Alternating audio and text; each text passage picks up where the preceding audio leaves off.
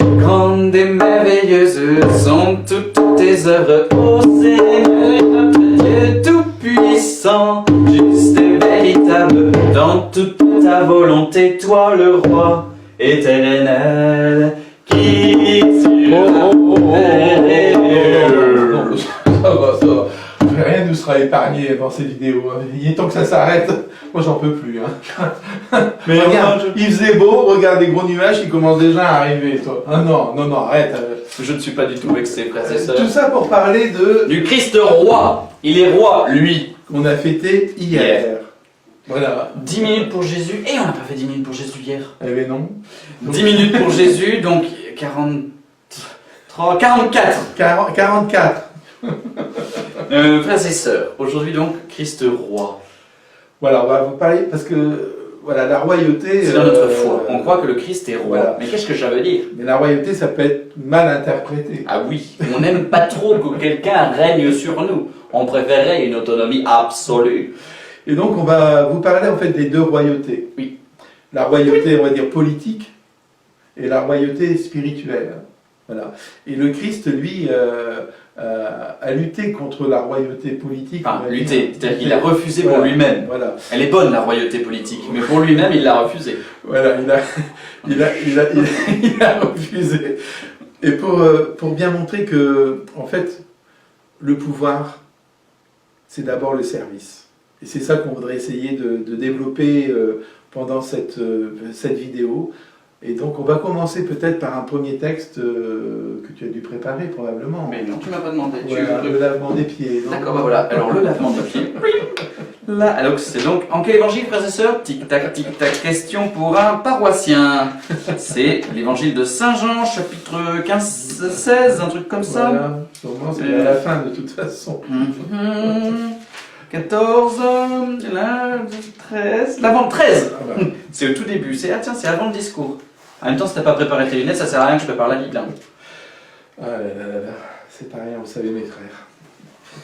Alors, on est où là? Voilà. On est là, oui. Alors, Tu vas pas tout nous lire? non.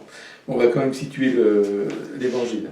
Avant la fête de Pâques, sachant que l'heure était venue pour lui de passer de ce monde à son Père, Jésus ayant aimé les siens qui étaient dans le monde, les aima jusqu'au bout.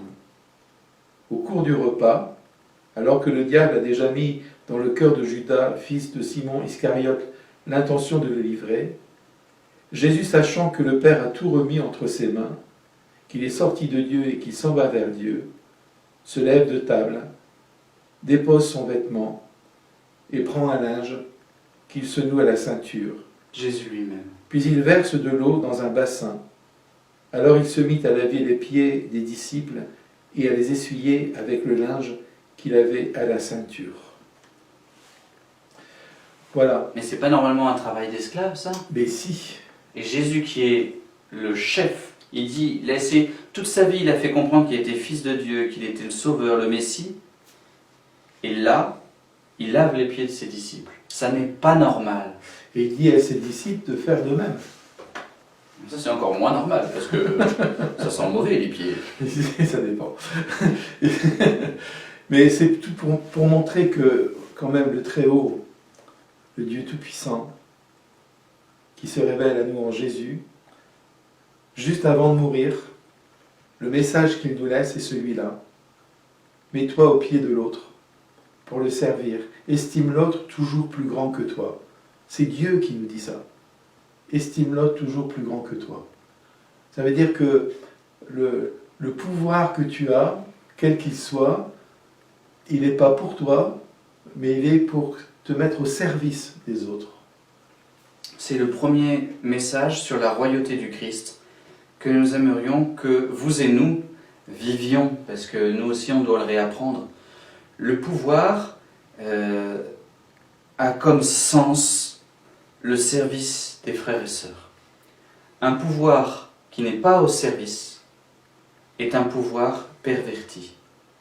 Et il y a des tentations dans tous nos cœurs, il faut être honnête. On a envie d'être glorieux, on a envie de dominer. Puis ceux qui croient, qui disent « non, moi j'ai pas envie », en fait, ils ne connaissent pas les tentations de leur cœur.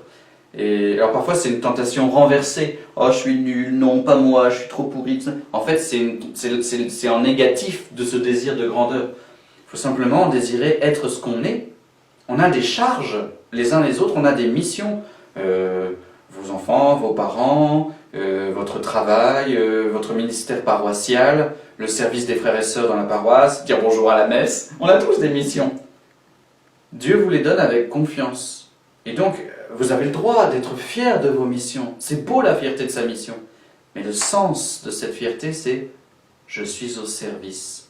Je me fais plus petit que mon frère pour le mettre plus haut, pour le relever. » C'est ça, entre guillemets, le pouvoir. C'est un sujet important dans notre monde d'aujourd'hui parce qu'on est quand même dans une société qui aujourd'hui nous pousse souvent à vivre le pouvoir. À jouer des coudes. Voilà, à jouer des coudes, à se servir de nos capacités pour souvent écarter l'autre ou écraser l'autre ou avoir la première place. Et c'est cette société-là qui nous pousse aussi à ça, être les meilleurs en tout en fait. Et le problème c'est que si on vit ça comme cela, eh bien je veux dire l'autre n'a plus d'intérêt. Je veux dire l'autre, il faut que je l'écrase pour pouvoir grimper. Mais comment on peut être heureux comme ça? Pascal, je suis plus grand que toi, je te domine, je te sers. Et heureusement que je suis là pour que tu vives, sinon qu'est-ce que tu ferais sans moi? Je pense que je serais bien. Quand on parle de pouvoir, tout de suite on imagine, je sais pas, président de la République, ou etc. Mais chacun on exerce un pouvoir sur les autres. Vous les parents, vous exercez un pouvoir sur vos enfants. Quand vous avez une responsabilité dans une entreprise, quelle qu'elle soit, et que vous avez des personnes sous votre responsabilité, Un chef de service, voilà, par vous exemple. exercez un pouvoir. Quand on est dans une association, si on est président de l'association ou autre chose, on exerce un pouvoir. Donc quand on regarde bien dans nos vies, il y a plein d'occasions pour exercer un pouvoir. Et c'est bon de temps en temps de se dire de quelle manière j'exerce ce pouvoir. Est-ce que c'est pour faire grandir l'autre ou est-ce que c'est pour l'écraser? Et là, on se tourne vers Jésus. La manière dont il exerce sa royauté, c'est le sacrifice personnel. Il renonce à son pouvoir divin, parce que Jésus pourrait, il le dit à Pilate. Pilate lui dit, donc tu es roi, parce qu'il arrive au fait que il se présente comme l'envoyé de Dieu, le Messie, voilà. Donc Pilate dit à Jésus, donc tu es roi. Et Jésus lui dit, c'est toi qui le dis. Mais la manière dont moi, Jésus, je suis roi, c'est que je me sacrifie, j'accepte de passer pour le dernier des derniers, le plus pourri de l'humanité, le plus nul, le plus moche, la laideur de son visage torturé. J'accepte tout ça pour vous servir, pour que vous viviez. C'est ça le vrai pouvoir. Il renonce au pouvoir extérieur et il agit d'un pouvoir intérieur, un pouvoir de sacrifice d'amour. Ce qu'il veut, c'est pas régner sur le monde, c'est régner sur nos cœurs. Voilà. C'est ça la différence. Ça veut dire que son règne, c'est un règne d'amour. C'est ce règne-là que Jésus veut promouvoir à travers toute sa vie. On le voit bien à travers les rencontres qu'il fait, etc. Et ça ne va pas être compris par les autorités de l'époque. Ça va être compris par le peuple qui va se laisser toucher par ça, qui va comprendre que Dieu ne veut pas que le Dieu que Jésus présente n'est pas un Dieu oppresseur ou un Dieu qui écrase, etc. Mais donc il va toucher le cœur du peuple, mais toutes les autorités de l'époque vont tout faire justement pour placer Jésus dans l'aspect, on va dire, politique de son autorité, pour avoir prise sur lui et pouvoir le condamner à mort pour en finir. Et alors l'erreur du petit peuple qui s'est laissé toucher par Jésus, ça va justement, une fois qu'il a compris que Jésus c'est vraiment une belle personne, puissante, puisqu'il fait des miracles, là le peuple veut aussi, à un moment, enfin souvent, le placer comme le roi. C'est-à-dire qu'ils prennent la place de l'empereur. Enfin, on va gicler les Romains hors d'Israël. C'est vraiment Jésus le vrai roi. Et ils veulent en faire un messie politique. Et donc Jésus doit se départir et des pharisiens qui veulent le condamner, mais aussi du peuple. C'est ce qu'on appelle chez saint Marc, mais aussi dans les autres évangiles synoptiques, le secret messianique. Quand Jésus dit dans l'évangile, surtout tu ne dis à personne que c'est moi qui t'ai guéri, surtout tu ne dis à personne ce que tu as vu, surtout tu ne dis à personne que j'ai expulsé le démon. C'est une manière de dire, ne me faites pas un roi politique, ma royauté n'est pas de ce monde. Je ne suis pas un roi politique. Rendez à César ce qui est à César, faites ce qu'il faut au niveau de la vie sociale et politique, mais ma royauté, elle est spirituelle. Je suis un roi spirituel et je tiens ce pouvoir de Dieu.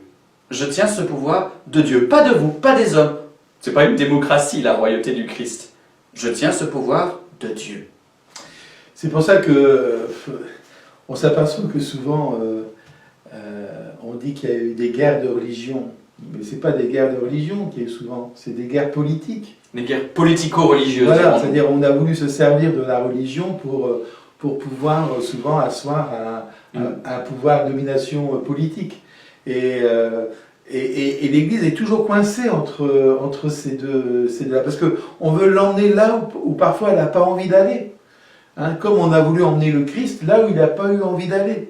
Et à chaque fois, il faut être capable de résister. Bon, Jésus est Dieu, il a eu la force de résister. Nous, on est une église humaine. Enfin, je veux dire, c'est pas toujours si simple que ça. Et des fois, on est rentré dans les jeux politiques, Bien et sûr. il y a eu des massacres. Bien Et sûr. il y a des fois, voilà, les hommes d'église n'ont pas dit, non, ça c'est pas notre mission, c'est au-delà de la compétence spirituelle.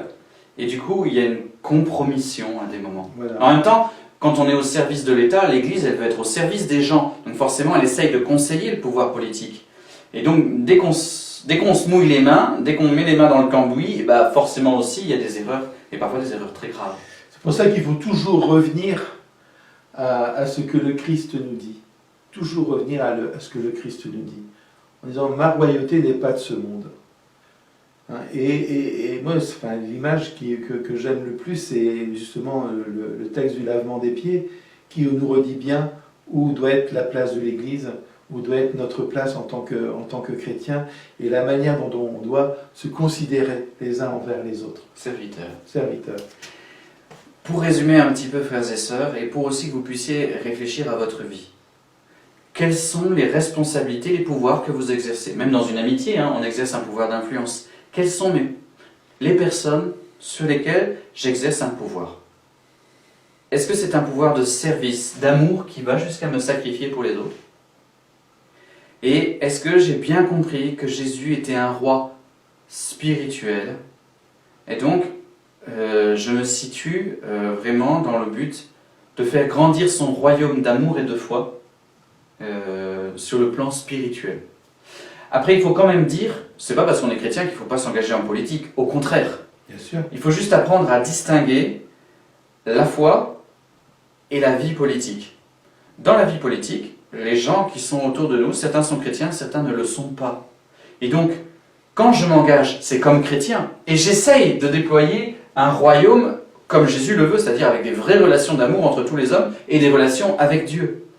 Mais la manière dont je fais de la politique, ça ne peut pas être, entre guillemets, comme les autres. Je ne peux pas écraser les autres pour faire triompher mon idée. Ça ne veut pas dire qu'il ne faut pas se battre, qu'il ne faut pas entrer en politique ou dans le monde social. Au contraire, il faut y aller. Mais nous, chrétiens, on a une manière spéciale de le faire. La vérité vaincra, comme on dit. Voilà. Donc il faut être porteur de cette vérité et puis vouloir la partager avec les autres. Moi, je voudrais peut-être qu'on insiste dans les questions sur la manière dont les parents exercent leur pouvoir, on peut le dire, sur les enfants. Voilà. Je pense que c'est une grosse question parce que ça nous concerne tous.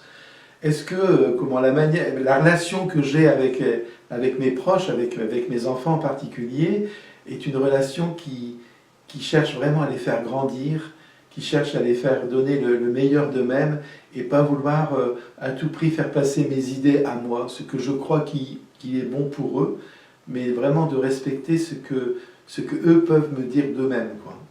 Et je trouve que dans notre monde d'aujourd'hui, c'est une question quand même qui est intéressante. Parce que quelquefois, on fait des plans de carrière pour ses enfants, et c'est pas forcément vers ça qu'ils ont envie d'aller. Est-ce qu'on est à leur écoute? Et est-ce qu'on essaie de faire grandir ce qu'ils ont de beau en eux, quoi? Et l'inverse est aussi vrai. Parfois, il y a des parents qui écoutent tout le temps Voilà. et qui n'arrivent pas à dire « mais tu sais, ça c'est pas bon, il faut pas ».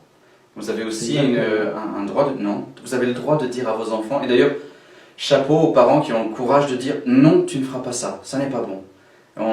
Moi, je suis dans l'admiration des parents qui se donnent à leurs enfants. Ah oui. On a le droit de dire qu'on n'est pas d'accord ou que si on a un pouvoir à exercer, une autorité, on peut dire non.